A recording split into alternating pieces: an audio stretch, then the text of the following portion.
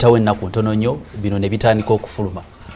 naye tetwerabira nti bye byaliwo ne ku nsonga y'amabaati ku mulundi guno tusuubirayo ekyenjawulo ebeera tuli mu kukyamuukiriza nga Alan wagambye. Ekyamazima kino ekigenda mu maaso kiwa essuubi nti n'abanene bakwatibwako aba ensi ezikulaakulanye era ezikulaakulanidde eddala ne ziva mu bwavu zikola ebintu bitono nnyo. Ekisooka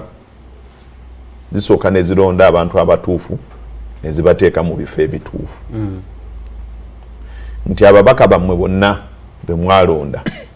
balina okuba nga be batuufu okubeera mu kifo ekyo naye si kubeera batuufu bokka balina okuba nga be basinga.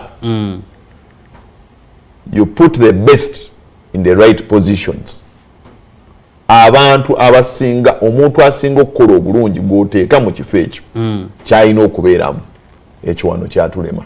ffe tuwatuwadde sukaali na sabbuuni. Ekyo kimu ne bw'otunula kabineti zonna ne weebeera ya shadow ne weebeera ya gavumenti ne weebeera yaani okigera kyentegeeza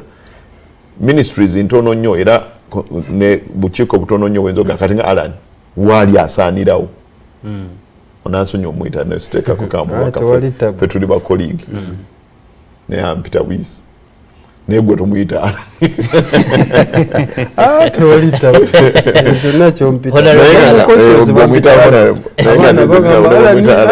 nange bampita sebamala sebamala naye nga bikoramu. So okuteeka abantu abatuufu mu bifo ebituufu kyatulema. Nsobola okukubula ojjuka bwe yaleeta kabineti n'agamba eno kabineti aleese y'abavubi gana yakimanyi baleese kubanga kati nandutu waba mulungi mu mawulire muteeke mu communication tomutwala kalamujja oba kyega kyendegeeza osanga munnamagye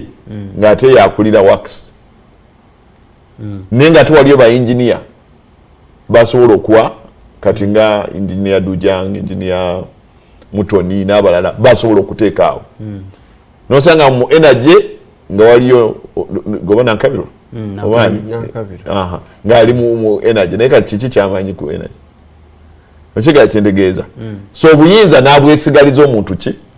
omu nga ye yategeera buli ekikola ki ekigenda maaso era abakugu mwezo sector mwejo abakugu mu bitongole ebyenjawulo babeerawo ku State House atuula nabo buli lunaku ne bamubuulira ekituufu ekyokukola kati ate ye n'agamba minisita genda okole kino na kino naye nga minisita teyeetengeredde wali kumaliriza nsonga ekyo kimu. Ekyokubiri bw'omala okuteeka abantu abatuufu mu bifo ebituufu singa wabeerawo obulyake bwonna okitegeera lumira ddala tandika n'abanene awo wava obuzibu awo tandika n'abanene abato oba abatono bano n'ebyokulya enguzi babikole ki babiveeko kubanga bw'otwala MP then kati gwe LC1 eyawandiisa endagaano y'ekibanja gwe LC3 eyagambye abantu ya influences area land committee ekola ebyoyagala gwe LC5 yalonze omuntu agenda okukola ebyapa bya freehold kubanga gwolonda chairman waki wa land board district land board kati ubo awo obuzibu babukutte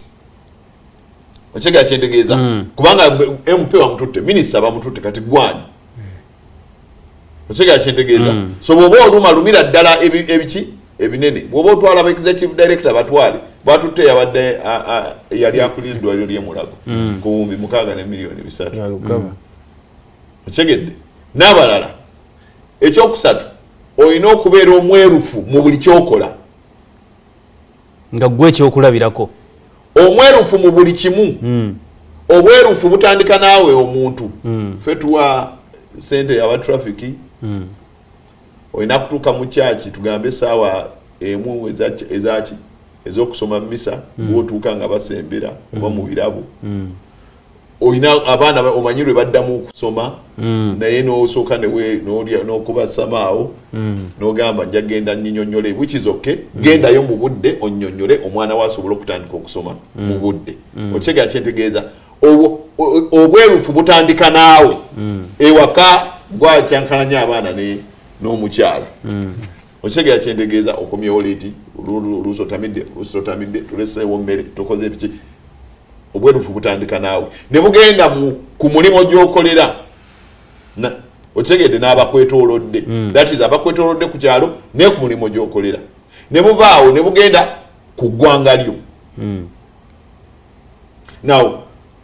abantu balese obwerufu ku bo otegedde tamanyi biri wakaawe tamanyi biri ku baganda be tamanyi biri na ku bazadde be tamanyi biri mu eklezia oba mu muzikiti tamanyi biri mu kanisa obwerufu kuje busoose ne bubula ensigo eyo n'agiteeka muki mu mwana kubanga gwokuza omwana akuza alaba bwe muyimirira kwa trafficking omuwaki omwayo yakasente omwayo